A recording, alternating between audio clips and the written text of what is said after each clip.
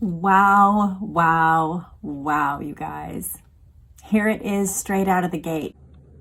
Lastly, sir, we have an executive order ordering the declassification of files relating to the assassinations of President John F. Kennedy, Senator Robert F. Kennedy, and Reverend Dr. Martin Luther King Jr. That's a big one, huh? A lot of people are waiting for this for years, for decades.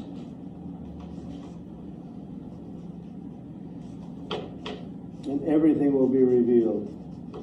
Hello and welcome to my channel. I'm Jess Cannell, and if you're new, then I'd like to give you a special welcome. We talk about a lot of JFK, RFK, and some MLK topics here. I love going through history, vintage magazines, but also reviewing ongoing literature, especially regarding the JFK assassination. We have also read articles about the other two, and I have more actually to get through, y'all. I have some fascinating things that I want to go through with you guys in the next few weeks as we await the fruit of the executive order that's just been signed. But let's go ahead and talk about it. We are going to talk about Trump's executive order that he signed yesterday, January 23rd, 2025, just 3 days into his administration. This is one of the executive orders that he signed. We are also going to talk about the historic implications. We're going to talk through a few specifics for each case and some of the potential changes that this could bring about. And then the real thing that I want to talk about with you guys is, what are the long-term implications? What are the political implications? What kind of questions might this raise? And what should we be looking for as we go forward into watching these files be declassified? So let's get into it. The first thing I want to do is just say, y'all, this is historic. I feel so excited. I also feel a little bit, I don't know if you're feeling this, but a little bit of hesitant guardedness for my nation. It has been 61 years and 2 months since our president was assassinated. 5 years later, Martin Luther King Jr. and RFK, his brother, were also assassinated. And we call these the 60s assassinations. They were the political assassinations of the 1960s, and they affected our nation massively. And so I do feel this delicateness or guardedness around this issue, because it does feel like something where our innocence was taken at that time, and telling the truth can be monumental. I also want to acknowledge that it's dangerous. It's dangerous to tell the truth. And I think each of these men had a target on their back for that very reason. So let's talk about it. First of all, I just want to say there were early indications that this is Trump's inclination and has been all along. He intended, and he communicated his intent to do this during his first administration. He has now given interviews letting us know that Mike Pompeo, who was head of the CIA at the time, talked him out of it, that he told him, the classic things of like sources and methods, that existing operations, living people could still be impacted, etc. And I know sometimes we get the question, how could living people be implicated by this? Well, there is still a few people that are principals in this story that are still alive. One would be Marina Oswald. She lives in Dallas. Now, if you don't know, I'm a DFW resident and have been throughout my life. My understanding is that she still lives somewhere north of Dallas. She has eschewed public interactions. She does not pursue media. She has done a quantifiable few number of interviews over the years, and she just has retreated into privacy. I believe she had a job at one point in the community, but people would come in and just kind of like jump on trying to get an interview, and she always would not take those. So she is still alive. And then Ruth Paine, who actually Marina Oswald lived with in the final months before the assassination. And there are good questions about Ruth Paine's role in it. I mean, our own Warren Commission that was done to investigate the JFK assassination asked Ruth Paine the most questions of any person that they interviewed. So she is still alive. She lives in Northern California. So there are still people who are still alive. That could be true. that there were concerns that would be complex to walk through. That said, Trump had the inclination, apparently, and this time around he was not going to let a Mike Pompeo talk him out of it. Last summer, after he achieved the nomination, there was a moment where Mike Pompeo released this public statement, like giving support to Trump and wishing him well. In Trump's response, he said, "I want to thank Mike Pompeo for his faithful service," and basically indicated, but I'll have no need of him in the future administration. And so that was an indicator to me, given the pairing with that JFK advice that Pompeo had given, that Trump might move in this direction.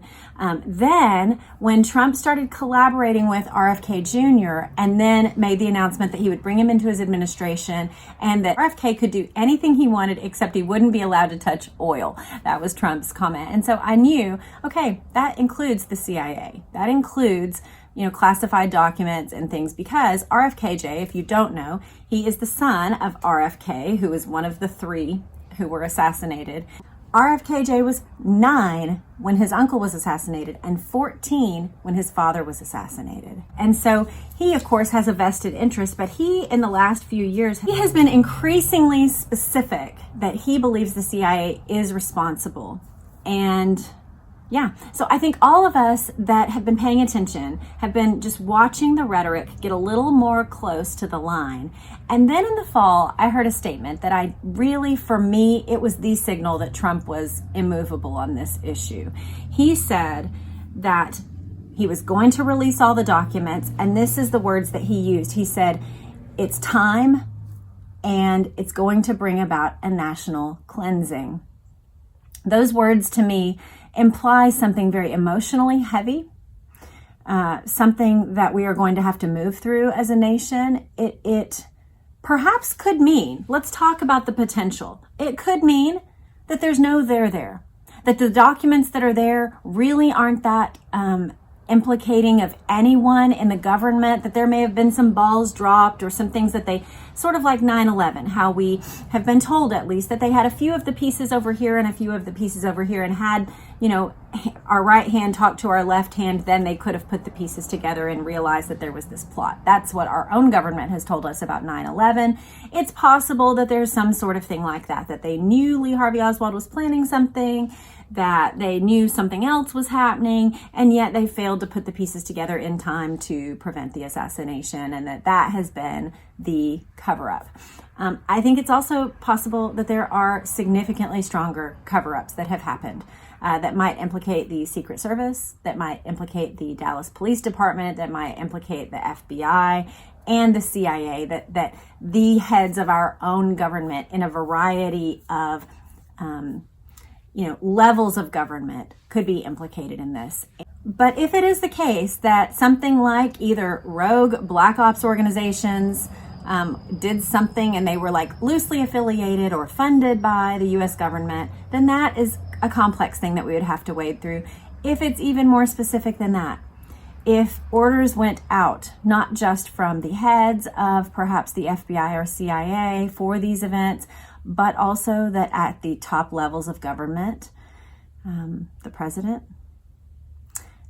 if these things were ordered, then that becomes a very big national conversation. So the first thing I'd like to do with you guys is just get into the actual wording of the executive order. Now, I'm just looking at it, and it is a little bit long, so I'm not going to read every single number and federal regulation, blah, blah, blah, but I do want to give you guys the sum and substance of what is in this executive order. So hang in there with me over the next 2 minutes, let's say. Let's review the exact wording that we're talking. Now, the title of this is Declassification of Records Concerning the Assassinations of President John F. Kennedy, Senator Robert F. Kennedy, and the Reverend Dr. Martin Luther King, Jr. Executive Order, January 23rd, 2025. He says, by the authority vested in him, it is hereby ordered as follows. Section 1. More than 50 years after the assassinations of President John F. Kennedy, Senator Robert F. Kennedy, and the Reverend Dr. Martin Luther King Jr., the federal government has not released to the public all of its records related to those events. Their families and the American people deserve transparency and the truth. It is in the national interest to finally release all records related to these assassinations without delay. He references the Presidential Assassination Records Collection Act of 1992, which was sort of in response to some of the heightening concern in our nation, and specifically the JFK film, actually, that came out in the 90s. They required that everything would be publicly disclosed in full by 2017, which actually happened during Trump's administration. And it was Mike Pompeo who convinced him to delay. He notes this and he says, I previously accepted proposed redactions from executive departments and agencies in 2017 and 2018, but ordered the continued reevaluation of those remaining redactions. He then lists out some of those things. He says, I also ordered agencies to re-review each of those over the next 3 years and disclose information that no longer warrants continued withholding. Okay. President Biden issued subsequent certifications with respect to these records in 2021, 2022, 2023, which gave agencies additional time to review the records and withhold information from public disclosure. Additional regulations are listed there. I have now determined that the continued redaction and withholding of information from records pertaining to the assassination of President John F. Kennedy is not consistent with the public interest, and the release of these records is long overdue. And although no act of Congress directs the release of information pertaining to the assassinations of Senator Robert F. Kennedy and the Reverend Dr. Martin Luther King Jr., I have determined that the release of all records in the federal government's possession pertaining to each of these assassinations is also in the public interest. He says within 15 days of this order, the Director of National Intelligence, the DNI, and the Attorney General shall present a plan to the President for the full and complete release of records relating to the assassination of President John F. Kennedy. So 15 days to present a plan. Let's note that. Also, it says within 45 days of the date of this order, the DNI and the AG shall review records related to the assassinations of Senator Robert F. Kennedy and Reverend Dr. Martin Luther King Jr. and present a plan to the President for the full and complete release of these records. So that gives us an idea of what has been ordered.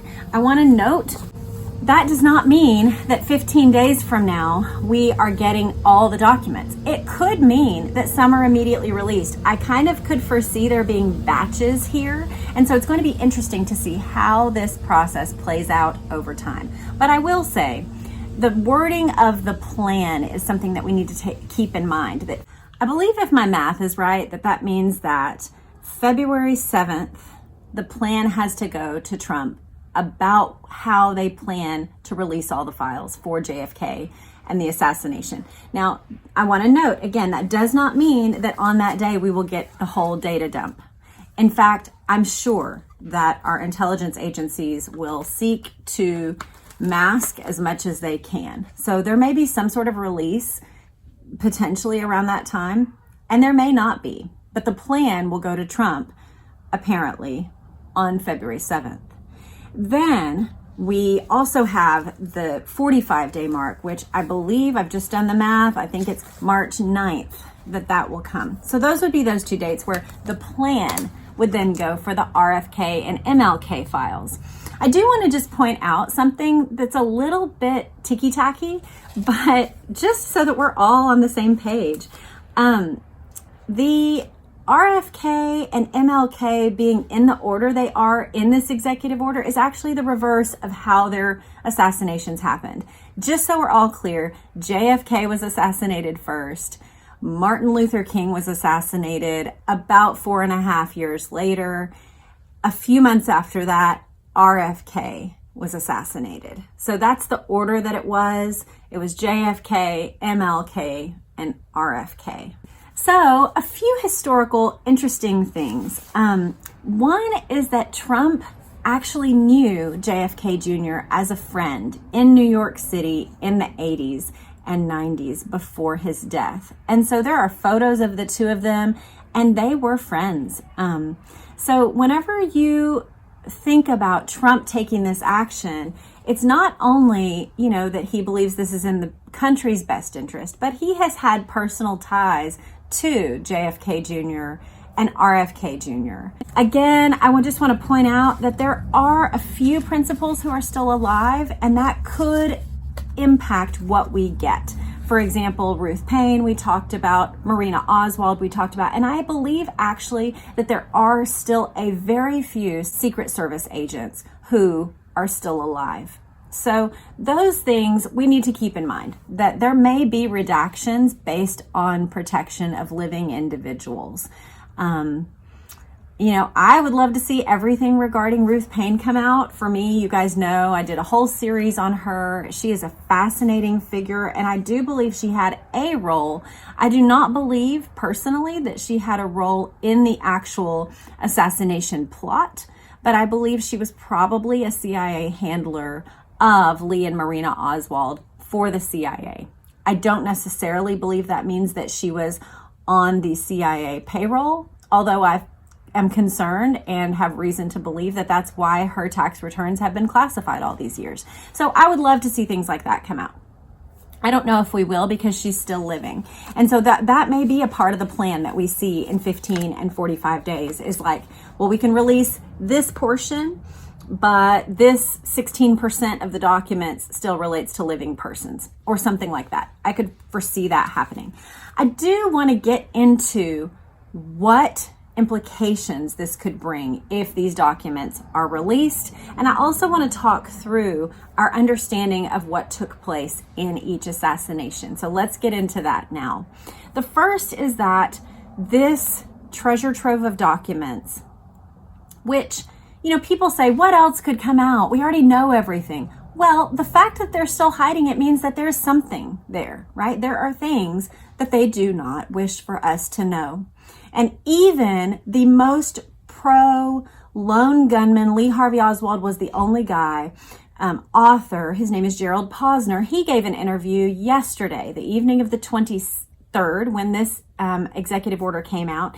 And he said that he believes that this could be potentially embarrassing to the CIA. So he is acknowledging there could be some things there. I think most researchers that dig in a little bit find that not only was the FBI following and tracking and regularly interviewing Lee Harvey Oswald, but there is good reason to believe that there were strong and potentially employee-employer relationship between Lee Harvey Oswald and the CIA, our own Central Intelligence Agency. He had done apparently some training of guerrilla elements down at Lake Pontchartrain in New Orleans. He had connections to Guy Bannister and other CIA offices down in that area. And so there are pretty good threads of thought that connect Lee Harvey Oswald with the CIA. And so, that coming out would be explosive. And even someone who is of the mindset that it was only Lee Harvey Oswald, that he was the lone gunman, did acknowledge last night that this has the potential to be explosive and embarrassing for the CIA.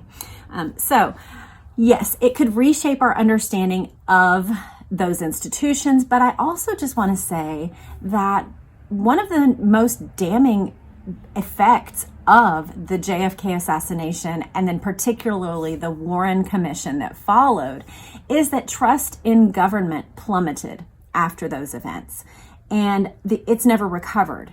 In fact, it's gone lower and lower and lower. We had a very high percentage of people who had strong faith in our government, and that has never gone back to being the way it was. As I think about this release of documents, I want to say, first of all, that I believe this action, even yesterday, shocked a lot of people, even though Trump has been signaling that he would do it. It still shocked a lot of people.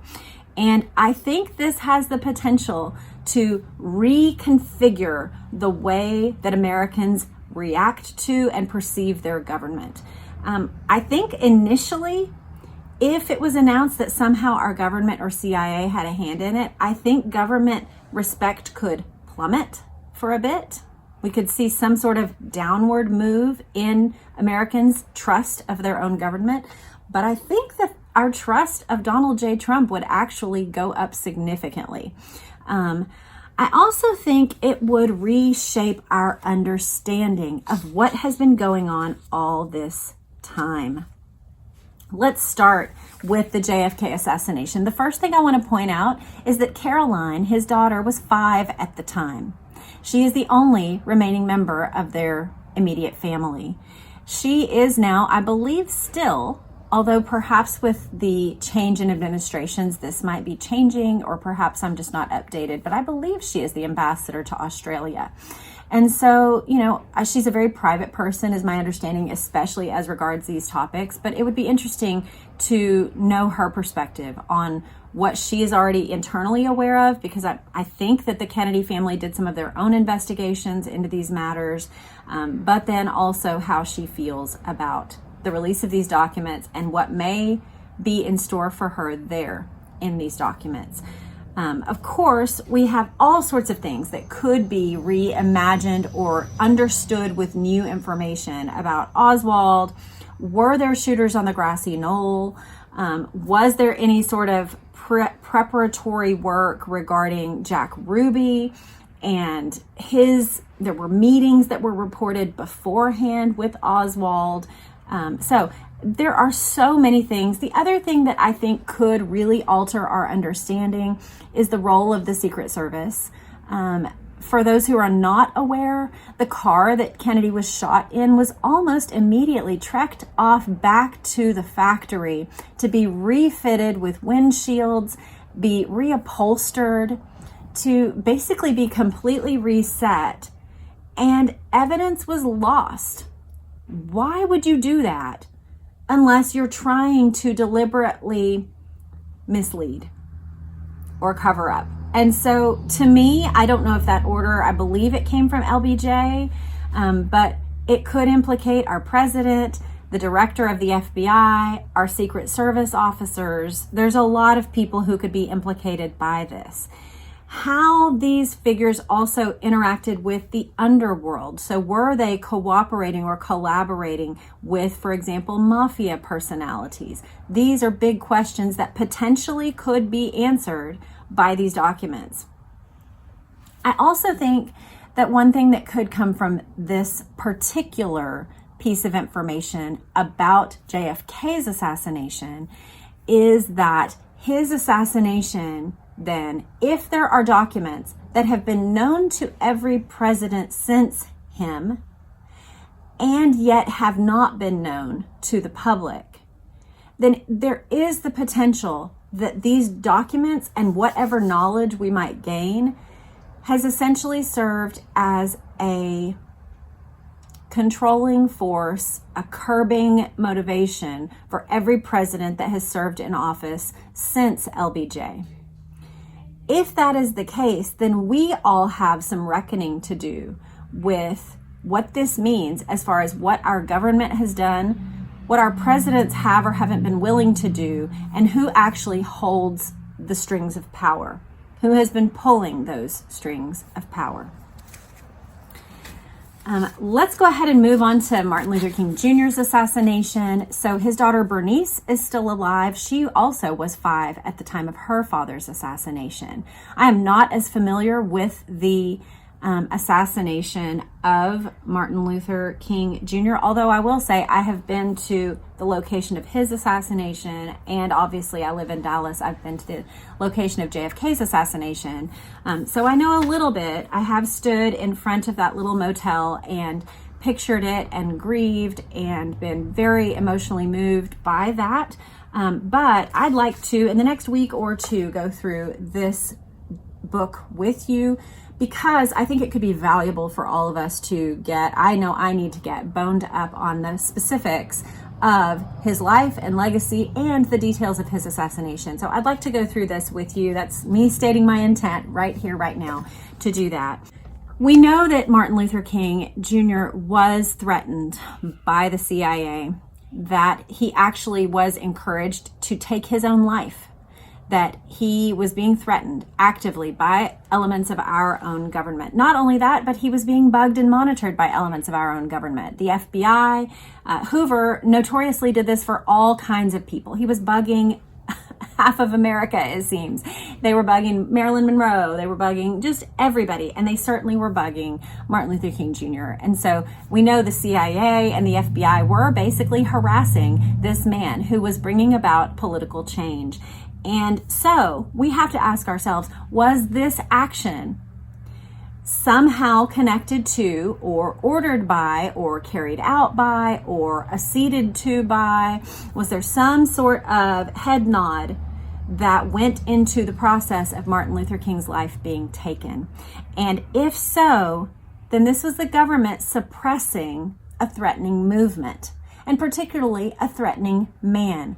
When you think about JFK, you think about MLK, and then later RFK. These are men who, by their voice, by their inspiring thinking and big picture vision of what was possible, were threatening and rattling the cages of what is. So if you have a strong power stake in things remaining as they are, then you do not want big voices like these around your country, inspiring your patriot, fellow citizens to be willing to change, to be willing to move into a place where, we're not going to go to Vietnam, or we're going to extend these rights to every American and enshrine them in a very specific way. We're not going to let our fellow Americans be treated this way any longer. Or with RFK, he kind of took up the helm in some ways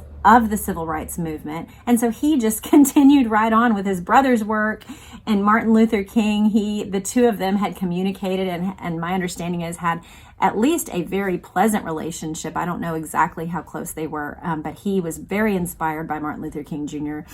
And so, was this our government suppressing movements that were threatening, and particularly men who were threatening to the status quo? I also want to point out, implications-wise, that with the Black community having undergone a shift, in Trump's first election, he got more Black American votes than had been had in decades. But the significant shift up of that in his second election to the presidency has been marked. And people have noted it, that there was a massive swing toward Trump in every community, but particularly the Black community is notable because that hasn't happened. So if that happened, and then Trump is the one who releases these files that make it clear what was happening with the Martin Luther King assassination, and that implicates the government, then I think the other thing that would happen is that Trump would gain more trust with that community. You guys let me know what you think, but that is my perception of what would happen, that they would honor him more, understand him better, and be more grateful for his leadership in this area if he makes clear what happened back there. Let's move on to RFK's assassination. We did a deep dive into this, and so I will link that in the show notes, as I will anything else that I've mentioned in this episode. But I want to point out that RFKJ is still alive, as well as several, I think many of RFK's children. I believe he had 11 children. Some of them have passed away. He and Ethel Kennedy. Ethel just passed away a couple months ago. So, but RFKJ is the most prominent of RFK's children. And he was 9 when his uncle was assassinated. He was 14 when his father was assassinated. And he was there in LA with him that night. We were told that Sirhan was the assassin. He was in jail for a very long time for that. I believe he was up for release, and I'm not sure if he was released. RFKJ has gone and interfaced in person with Sirhan, and he does not believe that Sirhan fired the fatal shots. In fact, when you start to get into the details of that assassination, it gets real weird. I'll tell you that. Sirhan seemed to be under some sort of hallucinogenic or even potentially a hypnotic state. There's reports that he was just firing indiscriminately with the gun, and that his finger kept clicking the thing even after the chamber was emptied. so that there may have been some sort of hypnotic state. We know about MK Ultra, y'all. We know that our government was doing odd human behavior experiments during this entire season of political life, and I have no reason to believe that they stopped. I'll just tell you that's me showing my cards. I don't believe that they did all of this and then suddenly said, okay, all right, it was totally wrong. Let's pack it up and just not do that anymore. I believe they still continue to do behavior experimentation on humans. Sirhan appears to be one of those. I will just tell you that's my perception, having read a smidge. I have more actually magazines that in between now and the 45-day mark we may go through about Sirhan.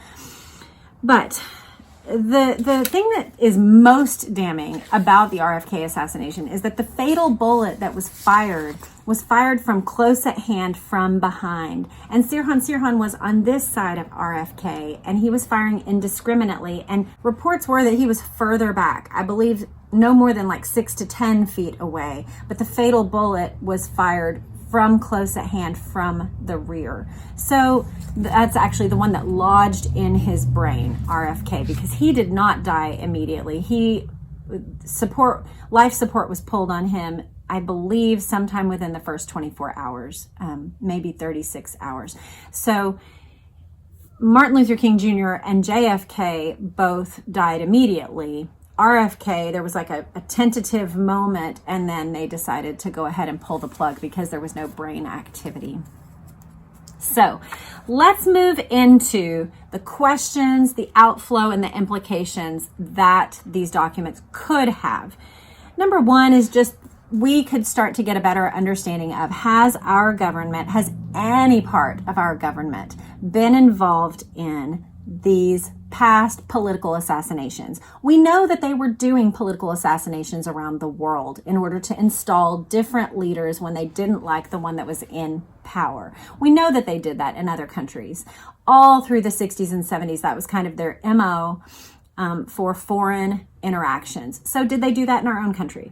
Were these essentially 3 American leaders that they basically carried out that same plan on? We're going to take out the one who is moving the people toward the thing that we don't want, and we are going to make room for the people that will do more of the things that we want. Is that something that was happening?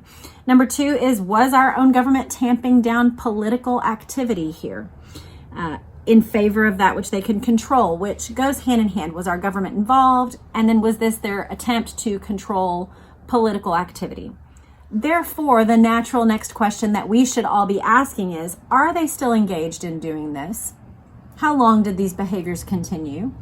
And which activities, which events in our history, which politicians in our leadership, past or present, have been used over the past 61 years by these unseen forces who did this, if they did this?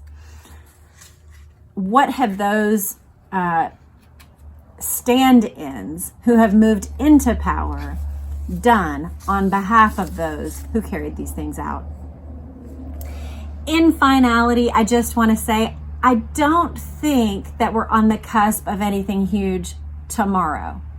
I do think that within, say, 3 weeks, we could start to have some really interesting documents drop. And if so, I will try to get to as many of those with you as I can. And then I also think if we fast forward 45 days from now, there's a plan released, then it's potentially the case that by summer, let's say, we could be having some very interesting conversations about MLK Jr., RFK, and then as things continue to be released, we may have a clearer and clearer picture of what happened.